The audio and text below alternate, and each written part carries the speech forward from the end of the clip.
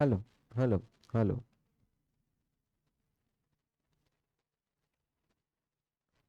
Okay, basic cost concepts. कल अपन ने इसके साथ शुरुआत किया था। कॉस्टिंग किसके जैसा सिमिलर है? It is similar to your accounts. Account सिर्फ क्या करता है? पोस्टमार्टम रिपोर्ट करता है। What is that means? कि सब कुछ होने के बाद एनालिसिस करता है। अकाउंट्स की मदद से क्या नहीं हो सकता है? डिसीजन मेकिंग नहीं हो सकता है, जो कि कॉस्टिंग की मदद से क्या कर सकते हैं अपन? डिसीजन मेकिंग कर सकते हैं। अकाउंट्स में जो तुम्हारा balance sheet, P and L जो भी बनता है, वो सब प्रोडक्ट का मिला के एक बनता है। यहाँ पे प्रोडक्ट वाइज बनेगा। तो ये प्रोडक्ट वाइज बनेगा और दो बार बनेगा। एक बार साल के पहले क्या होगा और एक बार साल के बाद क्या हो गया देखने के लिए। तो ultimately multiple times cost sheet बनेगी। जैसा अकाउंट्स में बैलेंस शीट होती है, वैसा यहाँ पे कॉस्ट शीट होती है। मल्टीपल टाइम्स बनेगी, प्रोडक्ट वाइज बनेगी। इसे एनालिसिस एंड डिसीजन मेकिंग के लिए काम आएगा। तो जैसे मैंने बोला था कि एक all human being nature 5 element से बनता है, कि वैसे ही कॉस्टिंग 3 एलिमेंट से बनता है। कौन से 3 एलिमेंट है?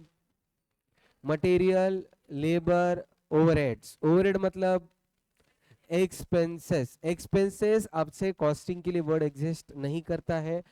एक्सपेंसेस के जगह वर्ड जो एग्जिस्ट करता वो है ओवरहेड्स। फिर उसके बाद अपन ने डिटेल में देखना चालू किया। पहला वर्ड है मटेरियल। सो मटेरियल के दो पार्ट रहेंगे। कौन से दो पार्ट? Direct, indirect. तो डायरेक्ट मटेरियल बनना है तो 3 कंडीशन को सेटिस्फाई करना पड़ेगा। बोलो कौन से 3 कंडीशन को सेटिस्फाई करना पड़ेगा? कस्टमर तक जाना चाहिए, निग्लिजिबल वैल्यू नहीं चाहिए, कोर एक्टिविटी से रिलेटेड चाहिए। कोर एक्टिविटी से रिलेटेड, निग्लिजिबल नहीं चाहिए, कस्टमर तक पहुंचना चाहिए। अगर ये तीनों कंडीशन अगर सेटिस्फाई होती है तो फिर वो क्या कहलाएगा? डायरेक्ट। तीनों कंडीशन अगर हट गई, हाँ, या तीनों में से एक कंडीशन अगर हट जाती है तो इनडायरेक्ट। कल दिए थे, जिनको नहीं उनको दो। ओके। फिर उसके बाद, हाँ, अभी अपन डायरेक्ट इनडायरेक्ट मटेरियल के कल एग्जांपल देखे थे, लिखे। तो आज अपन चालू करेंगे लेबर। तो लेबर कैसा जानेंगे कि कौन सा डायरेक्ट है और कौन सा इनडायरेक्ट है?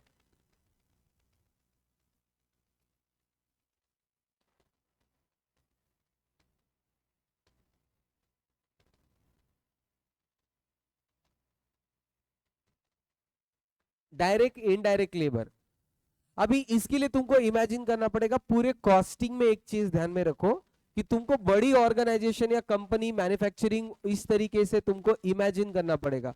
जब तक इमेजिन नहीं करेंगे तब तक तुमको ये एनालिसिस करना थोड़ा सा मुश्किल जाएगा।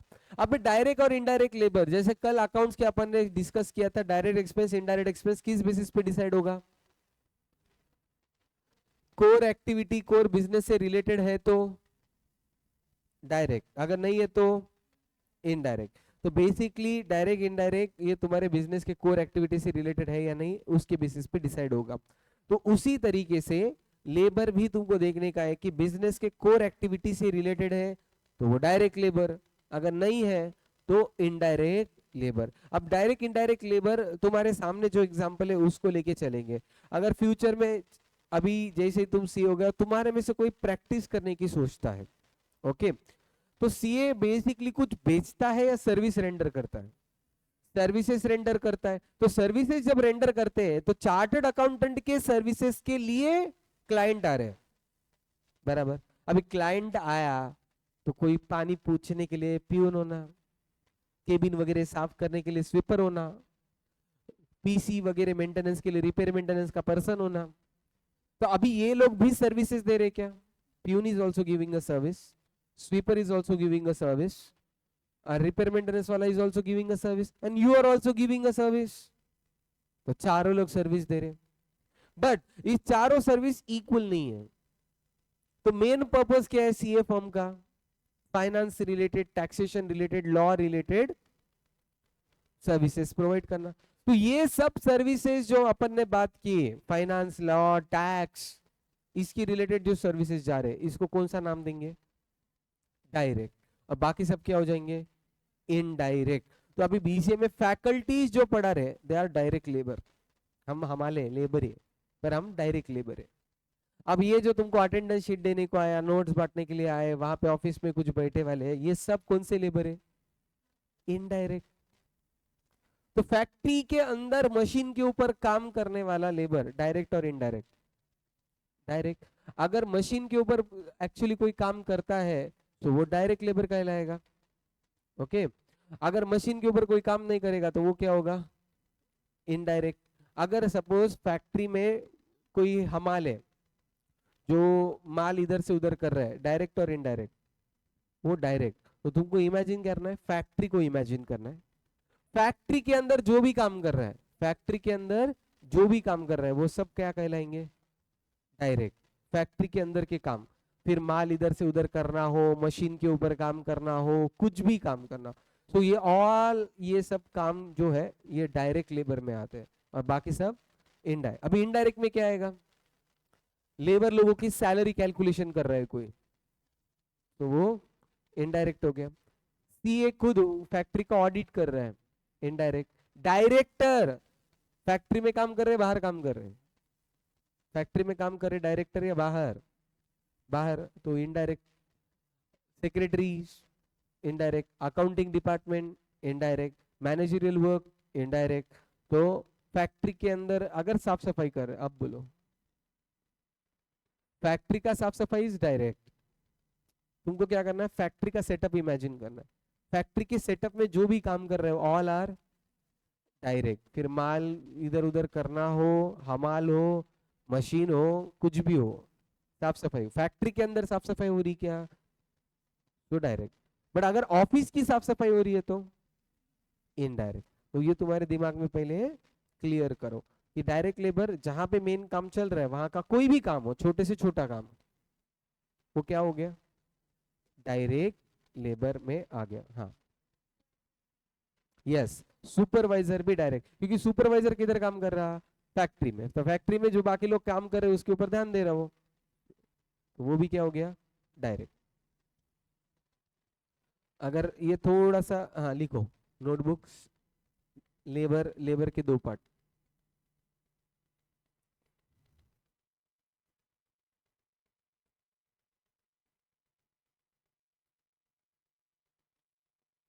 लेबर फर्स्ट डैश करके डायरेक्ट, दूसरा इनडायरेक्ट,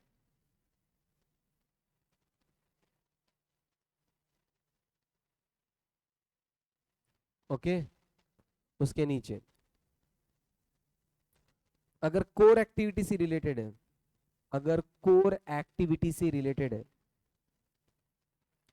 अगर कोर एक्टिविटी से रिलेटेड है,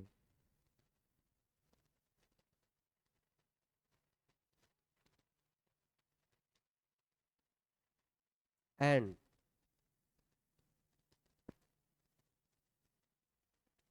सॉरी एंड नहीं,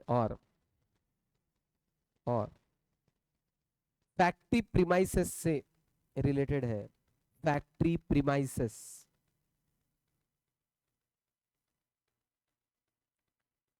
से रिलेटेड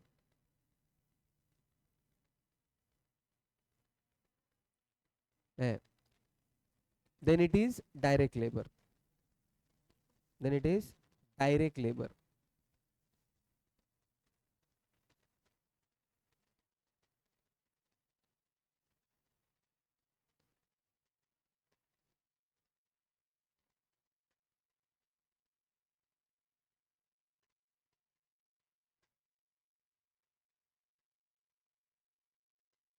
ओके,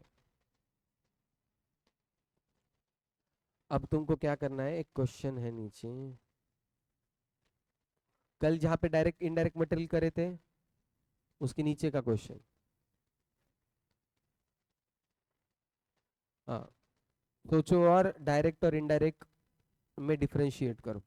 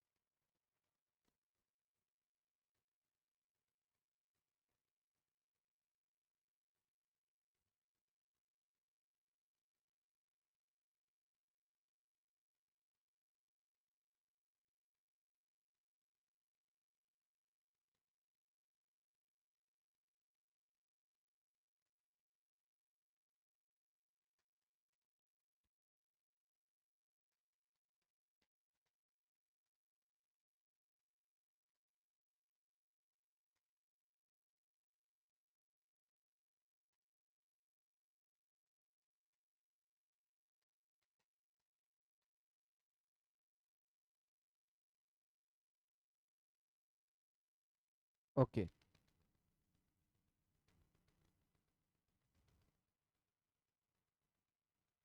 हो गया।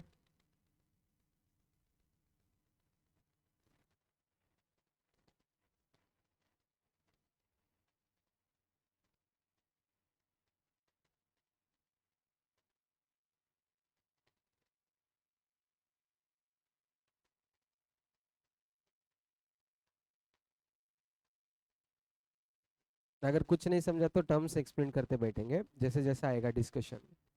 लिख दिए क्या? सबसे पहले over time premium paid for specific job. सबसे पहले ओवर टाइम वर्ड का मतलब क्या होता है? जनरली ऑफिस का जॉब का टाइम क्या है? 10 से 6। 10 से 6 ऑफिस टाइम होता है। अगर 10 के पहले अगर कोई काम आके करता है या 6 के बाद रुक के काम करता है तो वो क्या हो गया? Over time. तो over time is very basic. Over time मतलब एक आधे जो ऑफिस आवर्स है उससे एक्स्ट्रा में आके तुम काम करते हो तो उसको ओवर टाइम ऐसा बोलेंगे अपन। अभी ओवर टाइम किसके लिए हो रहा है? स्पेसिफिक जॉब, पर्टिकुलर काम के लिए ओवर टाइम हो रहा है, पर्टिकुलर काम के लिए ओवर टाइम। अब मुझे बताओ, पर्टिकुलर काम के लिए ओवर टाइम, तो ओवर टाइम में काम करते हैं टाइम पास करते हैं? काम करते हैं, तो लेबर है कि नहीं है? यस, तो ये डायरेक्ट लेबर। काम ही कर रहे हो तुम, बस एक्स्ट्रा टाइम में काम कर रहे हो। Wages paid to piece worker. अभी वेजेस बोलते ही तुम्हारे मन में क्या आएगा? डायरेक्ट और इनडायरेक्ट? डायरेक्ट। अभी what do mean by the word piece worker? अगर किसी का ओसीएम था तो उसको ये वर्ड पता होगा, नहीं है तो अभी मैं बता देता हूँ व्हाट इज पीस वर्कर। दो टाइप के वर्कर होते हैं। एक वर्कर होता है टाइम वर्कर और दूसरा होता है पीस वर्कर। तो टाइम वर्कर, तुमको अभी तक जो तुमको पता है, मोस्ट ऑफ द केसेस तुमको टाइम वर्कर पता है। टाइम वर्कर मतलब जनरली तुमको क्या लगता है वर्कर को सैलरी कैसे दी जाती है? हर महीने को देते अपन, महीना टू महीना। अगर छुट्टी लेते तो खड़ा कट करके दे देते, बराबर। तो पेमेंट कैसा बेसिस पे हो रहा है? मंथली बेसिस पे। मंथ क्या है? टाइम को रिप्रेजेंट करता है। तो एक तो दिन का डिसाइड होता है पेमेंट, भाई तुमको दिन के 300 रुपए, दिहाड़ी जिसको बोलते हैं, डेली वर्कर। दिन के 300 रुपए, तुम जितने दिन काम करे इंटू 300 करो, उतना पेमेंट दे दो, तो डेली वर्कर। महीने का सैलरी 10,000 रुपए महीना, 12,000 रुपए महीना, ऐसा अमाउंट डिसाइड होता है, और जितने महीने काम करे उतने हिसाब से पेमेंट हो जाएगा। सो वो पेमेंट, तो ये डेली वर्कर हो गया, टाइम वर्कर हो गया। पीस वर्कर क्या है? जो ये नहीं देखते कि कितना टाइम दिया है, ये देखते कि कितना काम किया है। इसका एग्जाम्पल अगर तुमको समझने का है तो कॉटन के जो फार्म्स होते हैं उसके अंदर के वर्कर, तो कापूस वेचनी बोलते हैं उसको मराठी में, कॉटन कलेक्शन करना। तो ये इनको पेमेंट कैसा होता है? कितना किलो कलेक्ट कर रहे। अगर तुम 1 किलो के 50 रुपए, अगर तुम 10 किलो करते हो 500 रुपए, 4 किलो करते हो 200 रुपए। अब ये मैंने देखूंगा कि तू कब आया कब गया। मैं जाके क्या चेक करूंगा? तू कितना काम किया। टाइपराइटर, मैं टाइपराइटर को ये नहीं बोलूंगा तेरे को 10 बजे आना है, 6 बजे जाना है, महीने के 10,000। मैं क्या बोलूंगा? एक पेज के 20 रुपए। अब तू भाई कभी भी आ और कभी भी जा, तो दिन में कितने पेजेस टाइप किया? 4, 80 रुपए पेमेंट। तो 10 पेजेस टाइप किया, 200 रुपए पेमेंट। तो बेसिकली जो काम के बेसिस पे पेमेंट होता है उसको कौन सा बोलेंगे? Piece worker. तो ये पीस वर्कर काम कर रहा है या नहीं कर रहा है? कर रहा है कि नहीं? कर रहा है, पर उसको काम करने का पेमेंट मिल रहा है, तो ये डायरेक्ट वर्कर में आएगा। Wages paid to maintenance worker.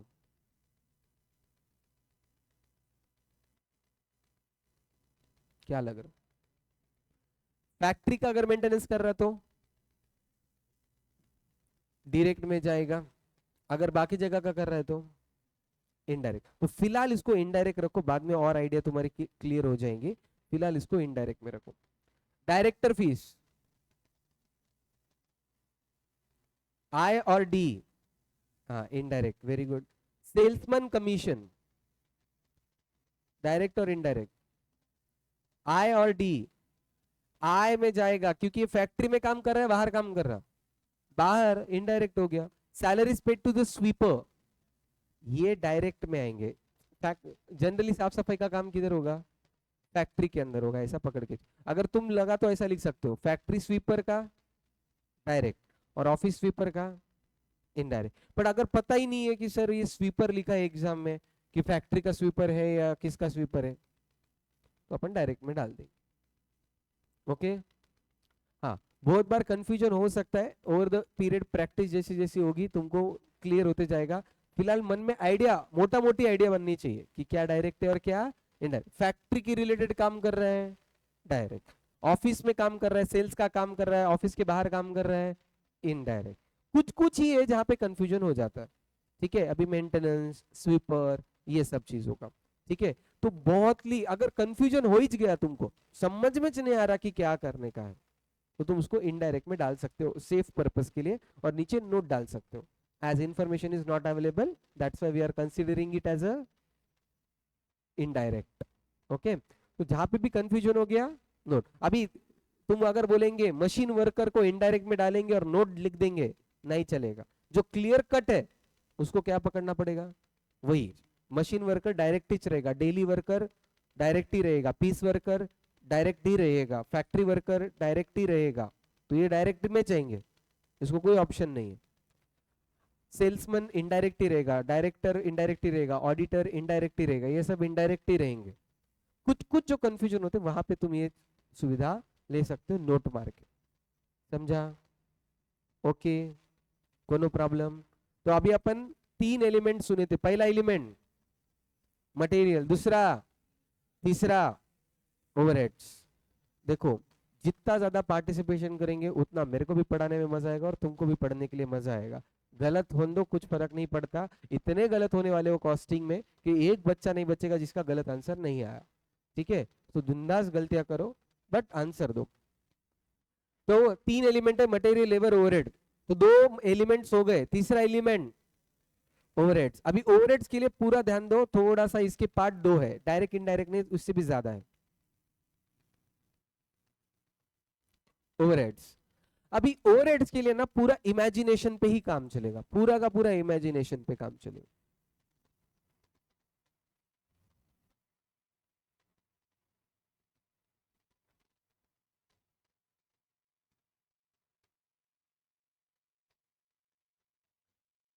Okay, तो जो ओवरहेड्स है, ठीक है, अभी expenses is the basic thing.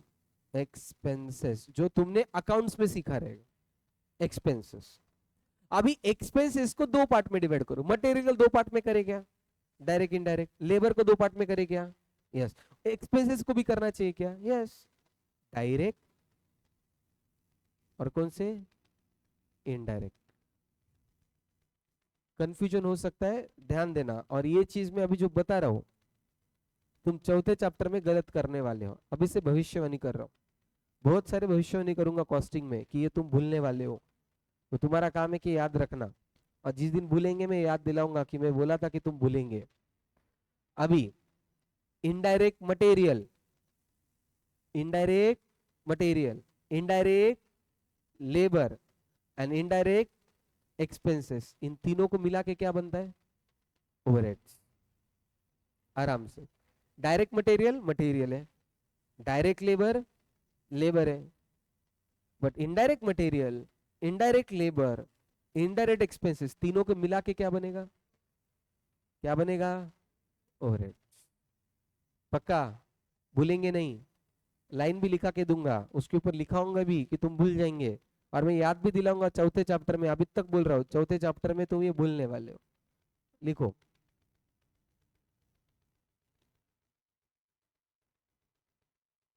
पहले लिखो एक्सपेंसेस। एक्सपेंसेस,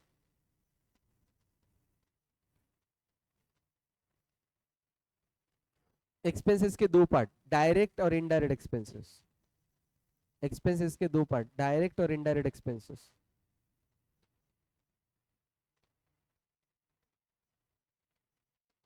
ओके, अब उसके नीचे next line, indirect material, indirect material plus indirect labour, plus indirect labour plus indirect expenses, indirect expenses is equal to overheads is equal to overheads. Okay, हाँ, क्या लिखना है लिख लो, पर ये मैं अभी से बोल रहा हूँ कि तुम भूलने वाले हो। और वो भी बोल रहा हूँ चौथे चैप्टर में, अभी तक वो चैप्टर का नाम भी बोल दिया, 3-4 बार बोल दिया, और तब याद दिलाऊंगा कि तुम भूल गए बोल के। ओके, नहीं भूलना है। हाँ, तो अभी डायरेक्ट और इनडायरेक्ट एक्सपेंसेस क्या है? अभी डायरेक्ट और इनडायरेक्ट एक्सपेंसेस एक्चुअली समझने में सच में मुश्किल पार्ट है। मटेरियल बहुत इजी है, लेबर बहुत इजी है। डायरेक्ट एक्सपेंसेस के एक दो एग्जाम्पल ही है, वो एग्जाम्पल ही ध्यान में रख लो, काम खत्म हो जाता है। क्या? अभी डायरेक्ट एक्सपेंसेस में क्या आता है? तो डायरेक्ट एक्सपेंसेस में रॉयल्टी शब्द सुना है पहले? क्या होता है रॉयल्टी? एखादी चीज को अगर तुमको मैन्युफैक्चर करना है, एखादी पर्टिकुलर चीज को क्या करना है? मैन्युफैक्चर। तो मैन्युफैक्चर करते समय की टेक्निक किसी एक ने डेवलप की है और तुम उसका कॉपी मार रहे हो, तो कॉपी करना अलाउड है क्या? नहीं है। तो कॉपी के बदले में तुम उसको क्या देते हो? पेमेंट देते हो कि भाई तेरा प्रोसीजर है, मेरे को यूज करना है, मैं कॉपी कर रहा हूं, तो टेंशन मतलब इसके बदले में तुझे पेमेंट दे दूंगा, तो that is called as royalty. तो रॉयल्टी जितने प्रोडक्ट बनेंगे उतने उस हिसाब से पेमेंट लगेगा क्या? यस। तो रॉयल्टी डायरेक्ट एक्सपेंस है। एक ऐसा खर्चा जो प्रोडक्ट को डायरेक्ट एट्रीब्यूटेबल है, ये इस प्रोडक्ट का खर्चा है, वो सब डायरेक्ट एक्सपेंसेस में आता है। ओके, अब क्या बोला मैंने एग्जाम्पल के तौर पे? रॉयल्टी। प्रोडक्ट को ट्रेस कर सकते क्या? यस। दूसरा, मुझे बताओ कि जब तुम एक आधा शूज और चप्पल लेते हो, तुम्हारी फिटिंग का है तुमको कैसे समझता?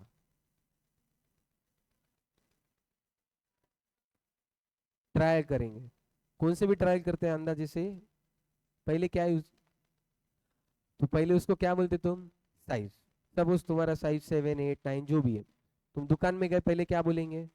ये साइज का जूता चप्पल लेके आ। अब मुझे बताओ, फैक्ट्री वाले के अगर 8 नंबर तुम्हारा सपोज UK 8 ऐसा शूज का साइज है, सपोज UK 8, मुझे बताओ कि UK 8 के वहां पे 10 शूज रखे हैं, 10 के 10 सेम रहेंगे या कम ज्यादा रहेंगे? कम ज्यादा रहेंगे UK 8। अब मुझे बताओ सेम कैसे बने? फैक्ट्री मैन्युफैक्चर करते समय क्या यूज किया रहेगा उन्होंने? तो उसको एक ऐसा ढांचा टाइप कुछ यूज किया रहेगा क्या? वो लकड़ी का कुछ तो बना रहता है, उसके ऊपर रख के वो साइज बना के शेप लेके करेंगे क्या? तो बेसिकली ऐसे चीजों को कास्टिंग बोलते हैं। क्या बोलते हैं? कास्ट। तो कास्टिंग, मोल्ड्स, जिग्स, तो जिग, मोल्ड, कास्ट, ये सब डायरेक्ट प्रोडक्ट के रिलेटेड है। अगर तुमको और भी समझने का है कास्टिंग का, घर में अगर कभी मोदक बनते हुए देखे, तो घर में कैसा वो मेटल का एक पार्ट होता है जिसके अंदर स्टफ करती, फिर मम्मी उसको ये करते और फिट कर देते, वो मोदक का आकार ले लेता है। हाँ, उससे भी जान दो। इडली, घर पे इडली तो बनाए हैं, तो इडली के साइजेस फिक्स करने के लिए वो प्लेट रहती है, बनाए ना घर पे, देखे ना? तो what is that called? Mould, jig, cast, dies. तो ये सब प्रोडक्ट के रिलेटेड है क्या? खर्चा है क्या? तो क्या हो गया वो? Direct expense. ओके, मुझे घर बनाने का है, मिस्त्री को बुलाया, बना बोलेंगे, उसको पहले क्या चाहिए? सामान चाहिए, मटेरियल तो बाद में आएगा। तो उसको पहले डायग्राम चाहिए क्या, कैसा किधर क्या कंस्ट्रक्ट करना है? तो डायग्राम आने के बाद ही सब बनाएंगे क्या? तो ये जो डायग्राम के पेपर्स होते हैं, ब्लूप्रिंट, बहुत लोग उसको ब्लूप्रिंट बोलते हैं, मैप बोलते हैं, जो भी बोलते हैं, जिसके हिसाब से ये सब बन रहा क्या? कभी कभी 3D प्रिंट करने का है तो उसको ऐसे डिजाइन देनी पड़ती क्या? तो डिजाइन, ये सब किसके एग्जाम्पल है? Direct expense. तो लिखो, डायरेक्ट एक्सपेंस को डेफिनेशन की जगह एग्जाम्पल के फॉर्मेट में लिखो, तो तुमको इजी जाएगा। तो नीचे direct expense examples, royalty, moulds, cast, zig,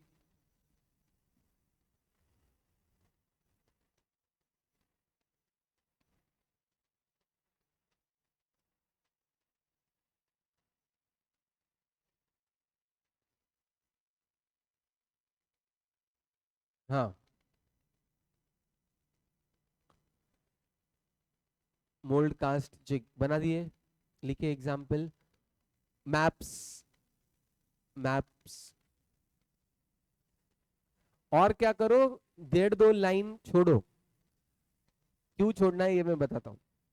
आप पास्ट पेपर करेंगे, आरटीपी एमटीपी पढ़ेंगे, मॉड्यूल पढ़ेंगे, तो उसमें तुमको एग्जाम्पल मिलेंगे डायरेक्ट एक्सपेंसेस के। तो तुमको क्या करना है, जैसे ही जब भी एग्जाम्पल मिला तो वो यहाँ पे आपके अपडेट करना तुम्हारा काम। जितने 4-5 मुझे पता है मैंने लिख दिए, अब एग्जाम में और एक आध दो ऐड हो सकते हैं, तो जैसे ही एक आधा ऐड होता है तो यहाँ पे रहना। और ये स्टार्टिंग के पेजेस तुम्हारे रिवीजन के नोट्स बन रहे, याद रखो। हर चैप्टर के स्टार्टिंग में 3-4 पेजेस रहेंगे, ये 4-4 पेजेस फाड़ देने के और एक बुक बनाओ, ये तुम्हारे 1 डे बिफोर नोट्स बन गए, जिसमें पूरे आईएमपी पॉइंट्स कवर्ड है, आईएमपी क्वेश्चन नंबर कवर्ड है, आईएमपी एडजस्टमेंट्स कवर्ड है। तो ये तुम्हारे 1 डे बिफोर नोट्स है। इसमें एक आधा पेज एक्स्ट्रा छोड़ो, तुमको कुछ ऐड करने का है तो अलग से नोट्स बनाने को टाइम नहीं मिलेगा। कुछ भी इंपॉर्टेंट तुमको फील होता है चैप्टर के स्टार्टिंग के पेजेस में लिख देने का, और वही पेजेस तुम्हारे 1 डे बिफोर एग्जाम के नोट्स बनेंगे। अलग से नोट बनाने को टाइम नहीं है, अपने पास 8-9 सब्जेक्ट है, तो 6 ही है, नहीं डिवाइड करेंगे 8-9 बन जाते, तो 9 सब्जेक्ट को हैंडल करने का इतना टाइम नहीं है अपने पास। जब भी स्टार्टिंग में जो भी इंपॉर्टेंट फील हुआ लिख देने का, ओवर द पीरियड मैं लिखाते जाऊंगा, तुमको भी आइडिया आएगी कि क्या क्या ऐड होना चाहिए क्या क्या नहीं होना चाहिए। Okay, clear. हाँ, तो अभी डायरेक्ट एक्सपेंसेस एक दो एग्जांपल से समझ में आ गया क्या, कि जो प्रोडक्ट के डायरेक्ट रिलेटेड है वो क्या बन गया, डायरेक्ट एक्सपेंस। अब से फॉर एग्जांपल क्लास के हिसाब से गलत हो जाएगा पर ठीक है, मैंने तुमको नोट्स दिए, ठीक है, ये नोट्स दे दिए, तो ये नोट्स क्या हो गया, मटेरियल टाइप्स। मैं जो पढ़ा रहा हूं वो क्या हो गया, labour type, direct labour. Notes are direct material. तो डायरेक्ट एक्सपेंस क्या है, अगर मुझे सोचने का, अगर तुमको यूनिफॉर्म वगैरह दे दी है तो वो क्या हो गया, डायरेक्ट। प्रोडक्ट वाइज में ट्रेस कर सकता क्या, यस, वो क्या हो गया, डायरेक्ट एक्सपेंसेस। समझ में आ रहा क्या कुछ। हाँ सर, मटेरियल क्यों नहीं, कस्टमर तक तो गया, सब कुछ दिया, बट मेरा मेन काम यूनिफॉर्म बेचना है या टीचिंग करना है, तो टीचिंग के रिलेटेड कौन सा चीज है, नोट्स। नोट्स क्या हो गए, तो टीचिंग के रिलेटेड यूनिफॉर्म है क्या, नहीं है, मतलब उसके बिना भी टीचिंग हो सकती है, यूनिफॉर्म अभी नहीं पहने तो नहीं टीचिंग नहीं मिले, ऐसा नहीं है, बट ये उधर का है, तो ये किस में आएगा, डायरेक्ट एक्सपेंस। तो कुछ कुछ चीजें तुमको समझना पड़ेगा, वो एग्जाम्पल के तौर पे क्लियर हो जाएंगे। अब इनडायरेक्ट एक्सपेंसेस क्या है, इसको छोड़ के बाकी सब इनडायरेक्ट एक्सपेंस। अब क्या, तो इनडायरेक्ट एक्सपेंस को 3 पार्ट में डिवाइड करना है, कौन से, पहला तो फैक्ट्री, नेक्स्ट आता एडमिन, एंड उसके बाद आता सेलिंग एंड डिस्ट्रीब्यूशन। अब आराम से फैक्ट्री को इमेजिन करो, फैक्ट्री में जो भी खर्चा हो रहा वो फैक्ट्री ओवरहेड्स। अभी आपने को क्या बोला, इनडायरेक्ट के लिए क्या वर्ड है, ओवरहेड्स। तो ओवरहेड्स के 3 पार्ट कौन से, factory overhead, administration overhead, selling and distribution overhead, 3 overheads. तो फैक्ट्री ओवरहेड में क्या आएगा, फैक्ट्री के खर्चे, फैक्ट्री को क्या खर्चा है, ओके, फैक्ट्री को इलेक्ट्रिसिटी लगता क्या, लगता क्या, तो फैक्ट्री का इलेक्ट्रिसिटी क्या हो गया, फैक्ट्री ओवरहेड्स। देखो, इलेक्ट्रिसिटी ऑफ फैक्ट्री, तो किस में आएगा, फैक्ट्री ओवरहेड के लिए बिल्डिंग लगेगी क्या, बिल्डिंग एसेट है कि एक्सपेंस है, एसेट है, तो एसेट का एक्सपेंस क्या होता है, वेरी गुड, डेप्रिसिएशन। तो फैक्ट्री का डेप्रिसिएशन किसका एग्जांपल है, फैक्ट्री ओवरहेड्स। ओके, फैक्ट्री को रिपेयर मेंटेन करना पड़ेगा क्या, यस, तो रिपेयर एंड मेंटेनेंस किसका एग्जांपल है, फैक्ट्री ओवरहेड्स। तो फैक्ट्री की रिलेटेड तुमको कुछ भी अगर एक्सपेंसेस दिख रहा है, अगर तुमको लगता कि यार ये है फैक्ट्री का खर्चा, तो एक्सपेंस हो गया, एक्सपेंस हो गया ओवरहेड्स, ओवरहेड्स में आएगा फैक्ट्री ओवरहेड्स। अब वैसा एडमिनिस्ट्रेशन मतलब ऑफिस, इमेजिन क्या करना है तुमको, ऑफिस। तो इलेक्ट्रिसिटी ऑफिस को लगती नहीं क्या? लगती। तो ऑफिस का electricity bill administration overhead, factory का electricity bill factory overhead, office के वहां पे स्वीपर वगैरह रहेंगे एडमिनिस्ट्रेशन ओवरहेड, रिसेप्शन की सैलरी, रिसेप्शनिस्ट की salary administration overheads, office building का रेंट, फैक्ट्री का रेंट फैक्ट्री ओवरहेड, ऑफिस का रेंट, उसकी इलेक्ट्रिसिटी, उसका रिपेयर एंड मेंटेनेंस, उधर के सैलरी, ये सब किस में आएंगे? Administration overhead. ऑफिस इमेजिन करो और ऑफिस के रिलेटेड जो भी खर्चे हैं एडमिनिस्ट्रेशन में, फैक्ट्री के रिलेटेड खर्चे फैक्ट्री ओवरहेड्स में, and selling and distribution. Advertisement किधर आएगा? सेलिंग। ओके, कभी कभी फ्री सैंपल बांटते क्या लोग प्रमोशन करने के लिए, तो ये फ्री सैंपल। ओके, सेल्समैन होते क्या? Salesman, yes, salesman. सेल्समैन को क्या मिलता है? Very good, commission. Okay, delivery vans भी होते क्या? तो वो डिलीवरी में डिस्ट्रीब्यूशन में आएगा डिलीवरी वैन, तो ये किस में आएगा? Selling and distribution.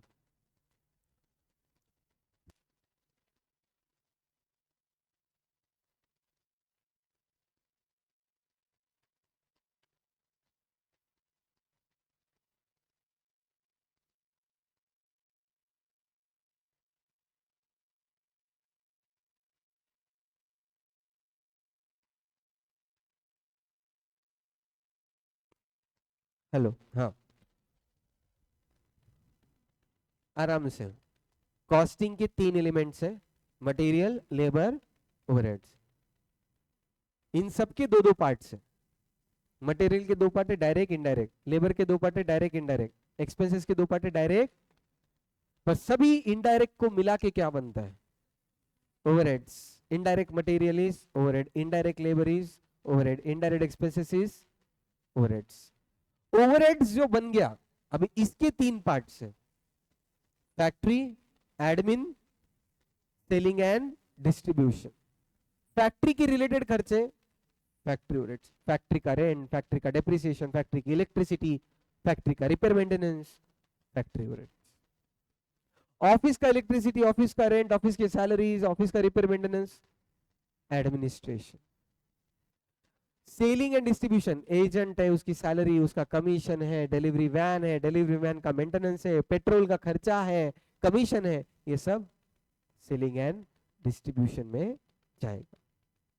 समझा नहीं समझा? तो बेसिकली अकाउंट्स में जिसको तुम पी एंड एल का पार्ट समझते हो, अकाउंट्स में पी एंड एल के 4 टुकड़े बनाए, 2 टुकड़े बनाए जाते हैं, डायरेक्ट, इनडायरेक्ट, जिसको तुम trading and P and L बोलते हो ना।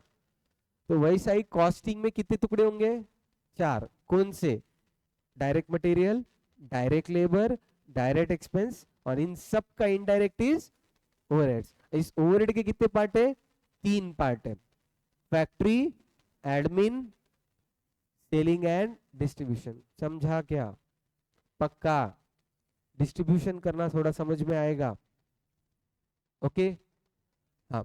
तो अभी कभी कभी क्या होता है, किसी किसी के 2 टुकड़े होते हैं, मतलब इलेक्ट्रिसिटी बिल इतना दिया तुमको, अब मेरे को बोलो इलेक्ट्रिसिटी बिल फैक्ट्री में डालेंगे, एडमिन में डालेंगे, सेलिंग डिस्ट्रीब्यूशन में डालेंगे।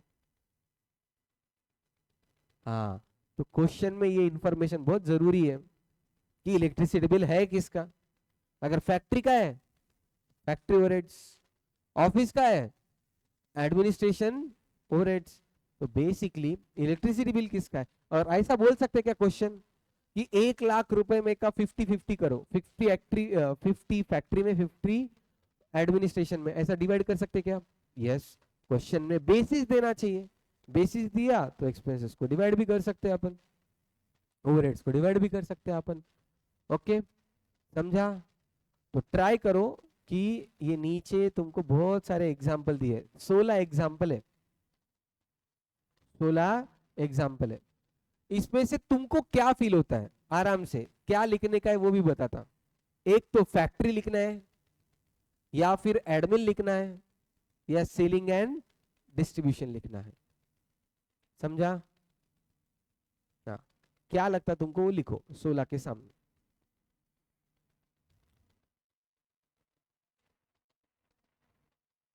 इलेक्ट्रिसिटी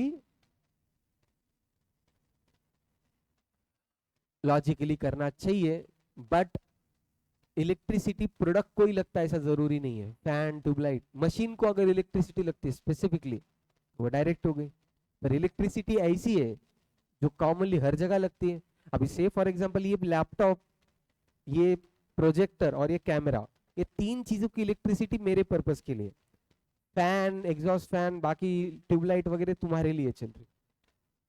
तो these are direct, these are indirect. Bifurcate तो कर नहीं सकते, तो मोटा मोटी किस में डाल दो?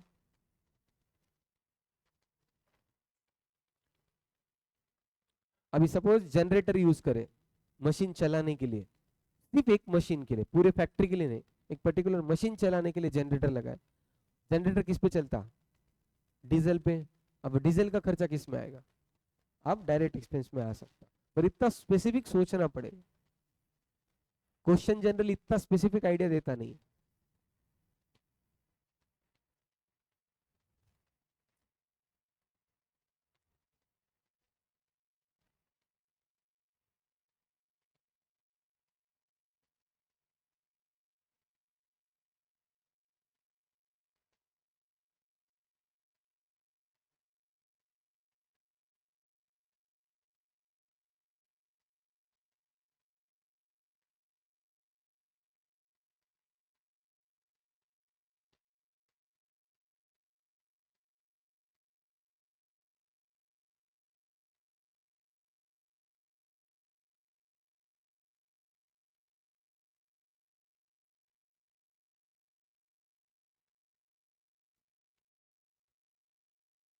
झालं का?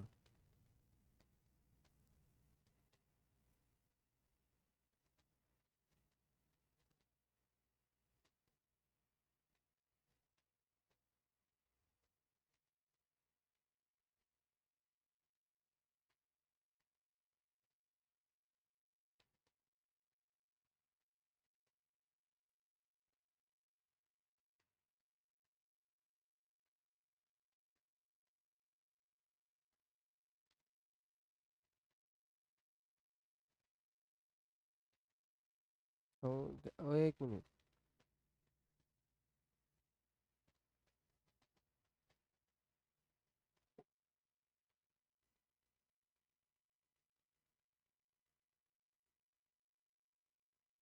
हो गया?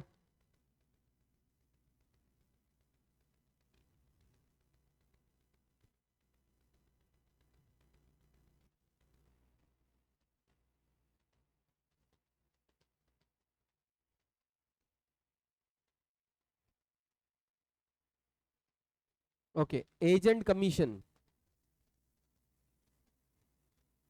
Selling and, very good, warehouse expenses, factory. Okay, correct है पार्शियली, ध्यान रखो। वेयर हाउस मतलब क्या होता है? गोडाउन। ओके, गोडाउन को अपन वेयर हाउस बोलते हैं। गोडाउन दो टाइप के होते हैं। कौन से दो? एक होता है रॉ मटेरियल का, और एक होता है फिनिश गुड्स का। रॉ मटेरियल का अपन गोडाउन इसके लिए बनाते हैं कि अपन में मैन्युफैक्चरिंग ढंग की कर सकूं, इसलिए मैं रॉ मटेरियल का गोडाउन बनाता हूं।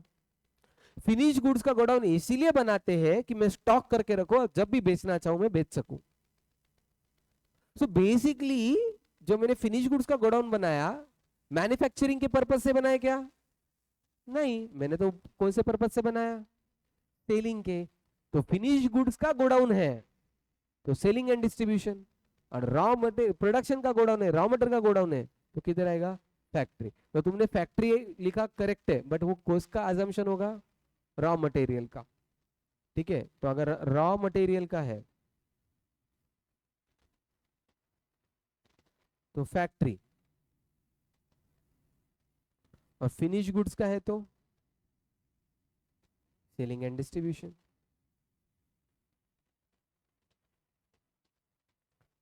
Okay, warehouse repairs,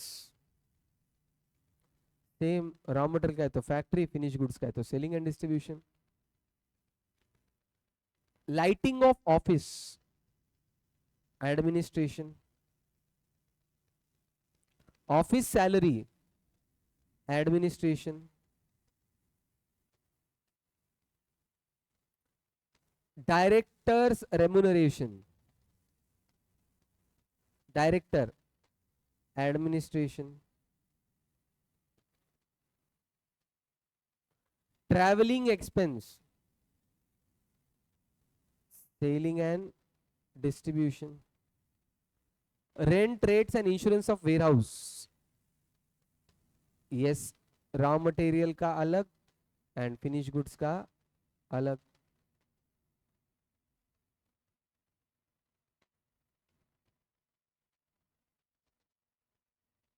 rent, rate and insurance of office, administration.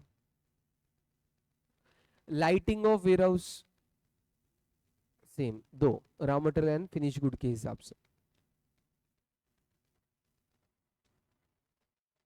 Printing and stationery, administration, ये ऑफिस में लिखते काम. Trade magazine, selling and distribution. Donation, donation.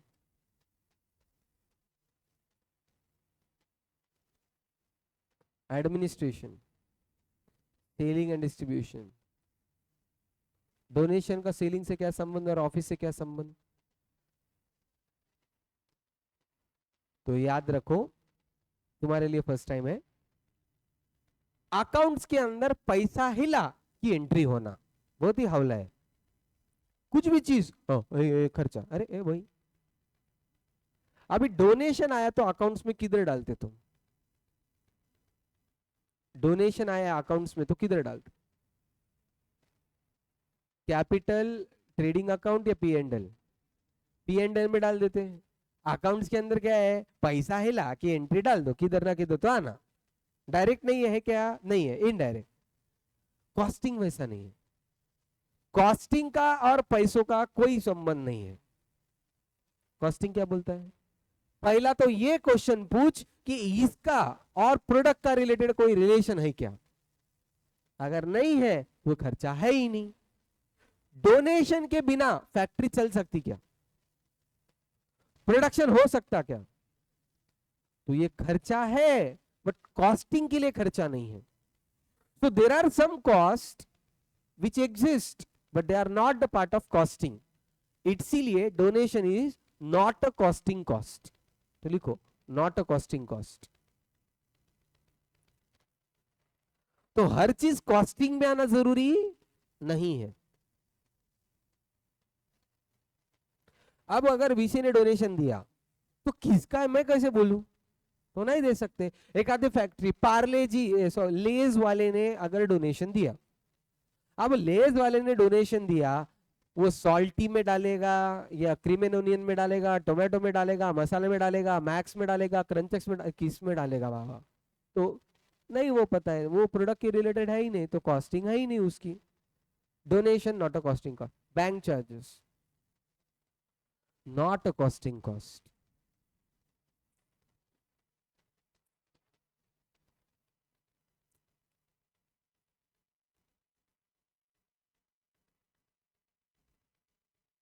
Discount allowed, selling and distribution. सबसे पहले तो दो टाइप के डिस्काउंट होते हैं, अकाउंट्स में सीखे रहेंगे. Trade discount and, very good, trade discount and cash discount. Trade discount record होता क्या? रिकॉर्ड ही नहीं होता तो खर्चा तो है ही नहीं, तो बचा क्या? कैश डिस्काउंट किस चीज के लिए दिया जाता है? पेमेंट जल्दी दो भाई. अर्ली पेमेंट करने के लिए कैश डिस्काउंट देते क्या? प्रोडक्शन से, कॉस्ट से, प्रोडक्ट से रिलेटेड कुछ संबंध है क्या? इसलिए discount is not a costing cost, finance की कॉस्ट है.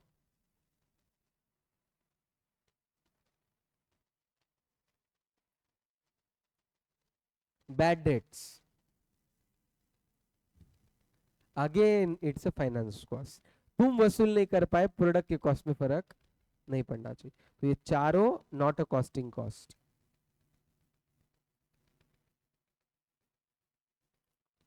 फाइनेंस की रिलेटेड है। तो जाओ स्टार्टिंग के पेज पे जाके लिखो नोट्स में।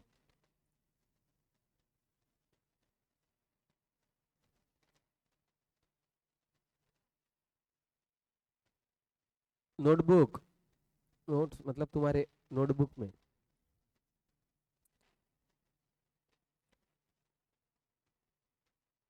there are some expense there are some expense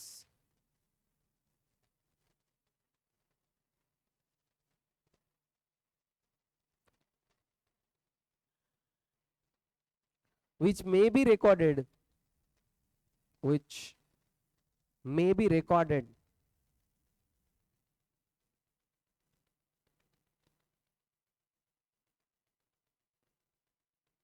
in costing,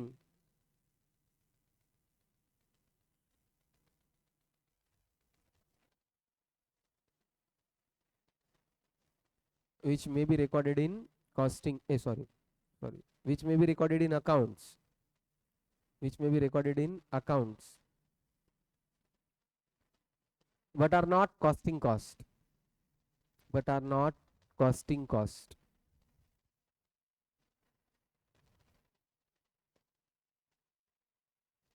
Example, ये चारों एग्जाम्पल लिखो। Donation, bank charges, discount allowed, bad debts.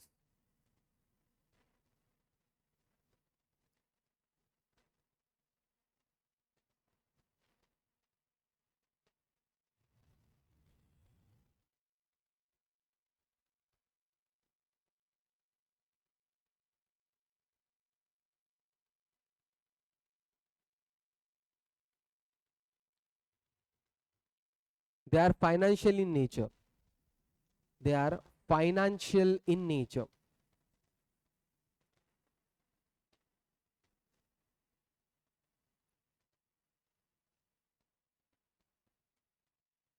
Therefore not considered. Therefore not considered.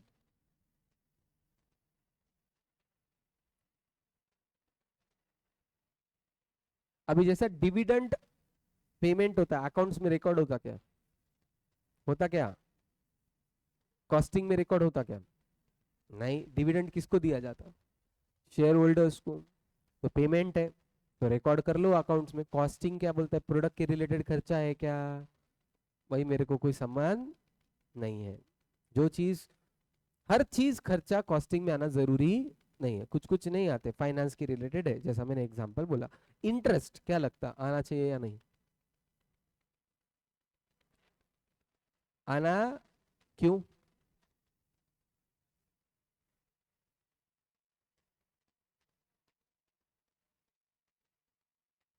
कितना invest?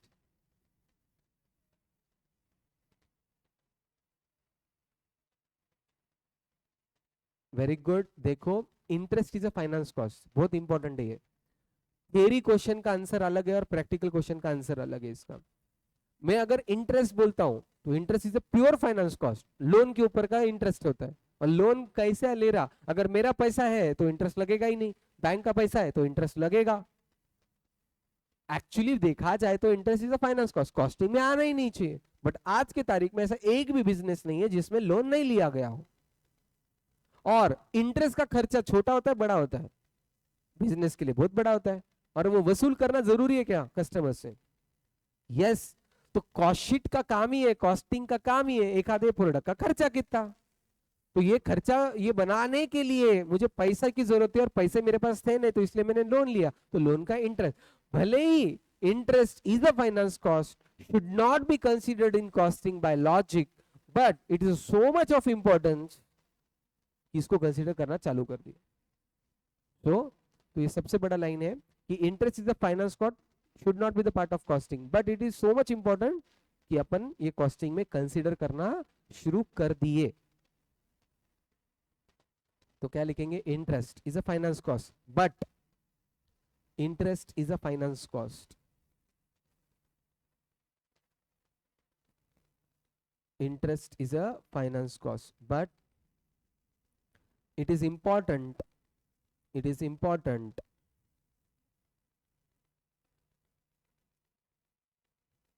therefore considered in costing,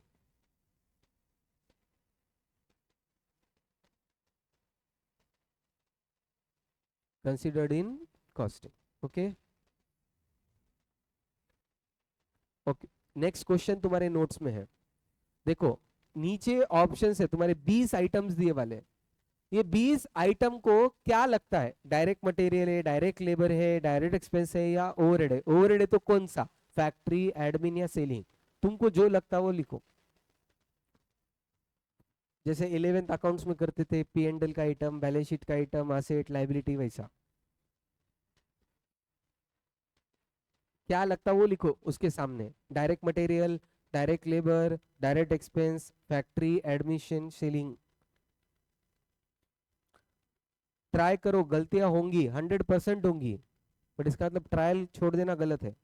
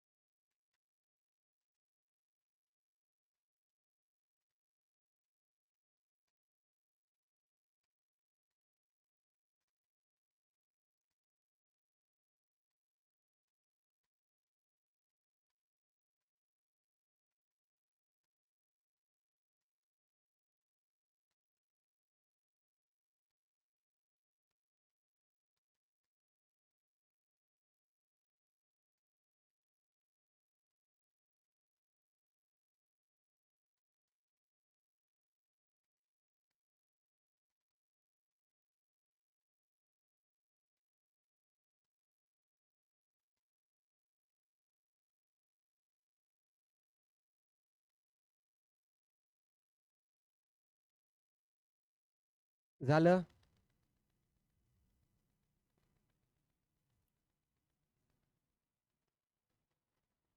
कितने लोगों का हो गया? Okay.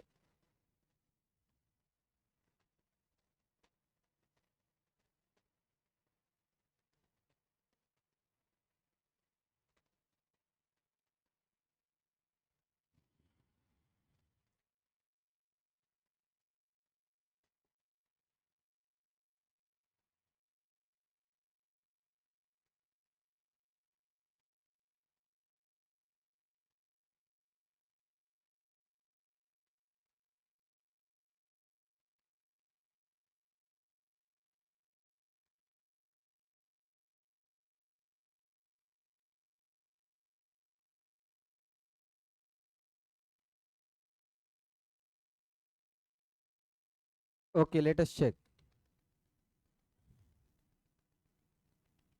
Telephone rentals, administration, wages of security guard for a factory.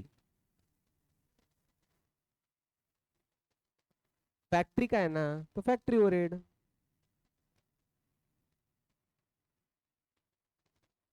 Parcel send to customer, selling and distribution. Wages in cutting department, very good. Wages है ये labour लोग काम कर रहे हैं, तो ये डायरेक्ट लेबर में जाएगा। Developing a new product in a laboratory, हाँ, तो अभी ये तुमको थोड़ा सा अलग रहेगा। ये रिसर्च एंड डेवलपमेंट कॉस्ट आती है। तो research and development cost, actually cost sheet अपना हुआ नहीं है, कल के सेशन में अपन कॉस्ट शीट पढ़ेंगे। ओके, तो फिलहाल इसको क्या करेंगे तुम, एडमिनिस्ट्रेशन प्रोडक्शन, फिलहाल तुमको नहीं पता है इसलिए ऐड करो, कल एक्सप्लेन करेंगे इसको।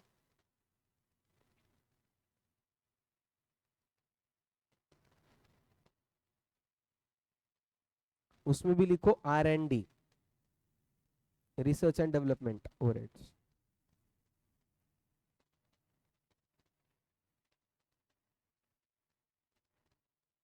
Wages for handling material, direct labour, ये वर्कर है ना, काम कर रहा ना, तो डायरेक्ट लेबर में आएगा। स्टोर कीपर वेजेस, तो सबसे पहले स्टोर कीपर मतलब क्या है? स्टोर कीपर मतलब जहाँ पे रॉ मटेरियल रखा जाता है, तो ऐसा गोडाउन, गोडाउन के वहां पे माल इधर उधर करने के लिए, ख्याल रखने के लिए एक आदमी, डायरेक्ट लेबर। वेजेस है इसलिए डायरेक्ट लेबर पकड़ो। Chief accountant salary, administration. Cost of advertising, auditor fees, administration. Cost of advertising on television, selling and distribution. Lubricant for sewing machine, ये एक्चुअली इनडायरेक्ट मटेरियल है, मशीन के लिए लग रहा, तो डायरेक्ट मटेरियल है क्या? नहीं है, इनडायरेक्ट मटेरियल है। इनडायरेक्ट मटेरियल है तो ओवरहेड है, किधर का ओवरहेड है? फैक्ट्री का, इसलिए फैक्ट्री ओवरहेड्स। इनडायरेक्ट मटेरियल इसलिए फैक्ट्री ओवरहेड। फ्लॉपी डिस्क और general office computer, administration. Maintenance contract for office photocopying machine, administration, office का काम है। Interest on bank OD, financial cost. Marketing research undertaken prior to new product launch, हाँ, नहीं, product launching करना है ना, product launch करना ये किसके रिलेटेड काम होता है? लॉन्चिंग इवेंट क्यों रखते किसी भी चीज का? एडवर्टाइजिंग के जैसा होता है कि नहीं? तो ये सेलिंग एंड डिस्ट्रीब्यूशन में है। Carriage on purchase of raw material, direct material में आएगा, मटेरियल में चाहता हूं, जैसे आराम से, हाँ तुम डायरेक्ट एक्सपेंस भी पकड़ सकते हो, अगर किसी ने डायरेक्ट एक्सपेंस लिखा तो भी करेक्ट है, और मटेरियल लिखा तो भी करेक्ट है, दोनों भी आंसर करेक्ट है। कैरेज मतलब क्या है? भाड़ा, आने के लिए भाड़ा दिया, किसके लिए दिया है? Raw material. मे भी तुमने ऐसा अकाउंट्स में सीखा रहेगा, असेट पुट टू यूज तक के खर्चे पूरे असेट में ऐड करते करते कि नहीं? अबे एसी का खर्चा और इंस्टॉलेशन का खर्चा एसी में ऐड करते कि नहीं? तो वैसा ही मटेरियल गोडाउन तक पहुंचने का खर्चा किसका है? मटेरियल का है। अब गिव फॉर एग्जांपल, तुमने ऑनलाइन वॉलेट खरीदा, सपोज 500 का वॉलेट है, और तुमको वो एंड में डिलीवरी चार्जेस ऐड करते क्या? सपोज डिलीवरी चार्जेस 50 रुपए, तो तुम लोगों को क्या बोलेंगे? वॉलेट तुमको कितने में पड़ा, 500 या 550?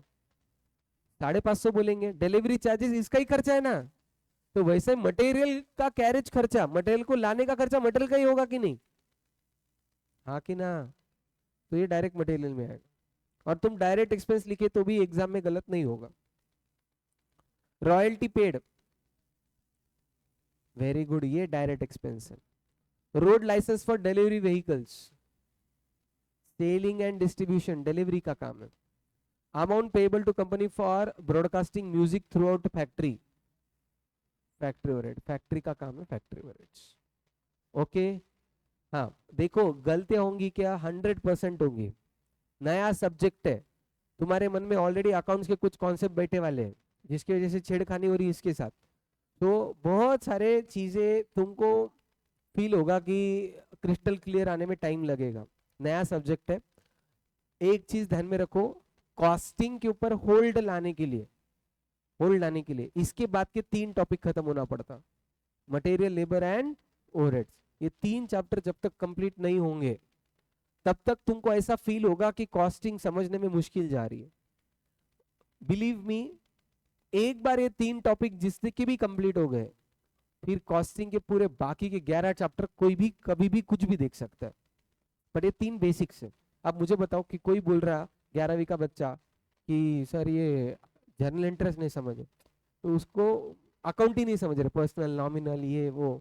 एक बार तुम जर्नल एंट्री बनाना सीख गए, लेजर बनाना सीख गए, तो सच्ची सच्ची दिल पे हाथ रख के बोलो, कितने लोग गोल्डन रूल को याद करके एंट्री पास करते? अभी तुमने तो गोल्डन रूल तो सीखे रहेंगे अकाउंट्स के, debit what comes in, credit what goes out, debit the receiver, credit the giver. तो मेरे को बताओ, आज के तारीख में इतने एंट्री पास करते तुम, कितने बार दिमाग में वो गोल्डन रूल याद करे, उसके हिसाब से ये करे, और कितने बार ये सोचे कि ये नॉमिनल अकाउंट है, पर्सनल अकाउंट है, रियल अकाउंट है? बिना सोचे समझे अभी अंदर से आवाज आ जाती क्या, ये ऐसा है और ऐसा होना चाहिए? होता कि नहीं? तो उसके लिए टाइम लगा कि नहीं? तो ये नया सब्जेक्ट है, कॉन्सेप्ट्स ध्यान में आने दो। बट सर ये कॉन्सेप्ट के बेसिस पे हर आंसर आना चाहिए, फिलहाल जिद मत करो। तो 3 टॉपिक मेरे लिए दो, एक बार ये 3 टॉपिक हो गए फिर कोई टेंशन नहीं है, तुमको सब समझ में आएगा। क्योंकि नया सब्जेक्ट है, समझने के लिए थोड़ा सा टाइम दो। तुमको एक ही चीज पे ध्यान देने का है, कॉन्सेप्ट जो मैं बोल रहा हूँ वो तुमको दिमाग में बैठ रहे हैं क्या? अभी तो बेसिक बेसिक कॉन्सेप्ट्स हुए, और भी बेसिक कॉन्सेप्ट्स आते रहेंगे, 3-4 टॉपिक तक कॉन्सेप्ट्स ही आते रहेंगे। तो एक बार कॉन्सेप्ट दिमाग में बैठ गए उसके बाद बहुत इजी है। ठीक है, ये मेरा शब्द है कि तुम्हारा कॉस्टिंग सेकेंड ग्रुप का फेवरेट सब्जेक्ट करा के देना, ये मेरा काम है, ये मेरा जिम्मा है। ठीक है, हर बच्चे को ये कॉन्फिडेंस देना कि कॉस्टिंग में 60+ स्कोर आ सकता और इजीली आ सकता, ये मेरा काम है। तो वो मेरे पे छोड़ दो, बट तुमको टाइम देना पड़ेगा, और फर्स्ट डे से नहीं होगा। कब तक नहीं समझेगा? 3 टॉपिक, इसके बाद के 3 टॉपिक होने तक तुमको कॉस्टिंग ऐसा फील होगा कुछ तो नया चल रहा, कुछ तो नया चल रहा, ऐसा ही होने वाला है, सब्जेक्ट ही नया है। तो कैसा? अब 11वीं के बच्चे देखो, ये वैलिड वाइडेबल इसमें परेशान रह जाते हैं। अब तुम इसमें बहुत इजी है, अरे क्या ऐसा। तो तुमको अभी अभी नए नए कॉन्सेप्ट्स हैं, तुमको फील होगा ये सब चीज़ों का, but don't worry, over the period सब नॉर्मल हो जाएगा। फिलहाल तुमको क्या करना है, जो भी क्लास में जितने एग्जाम्पल दे रहा हूँ उतने करते रहो। हाँ, अगले टॉपिक इसमें भी, इसमें मोस्ट ऑफ द थियरी है, 70 से 80% थियरी है, 20-30% प्रैक्टिकल है। तो जैसे जैसे प्रैक्टिकल क्वेश्चन बढ़ता रहेगा वैसा वैसा तुम्हारा कॉन्फिडेंस भी बढ़ता रहेगा। ओके, चलेगा।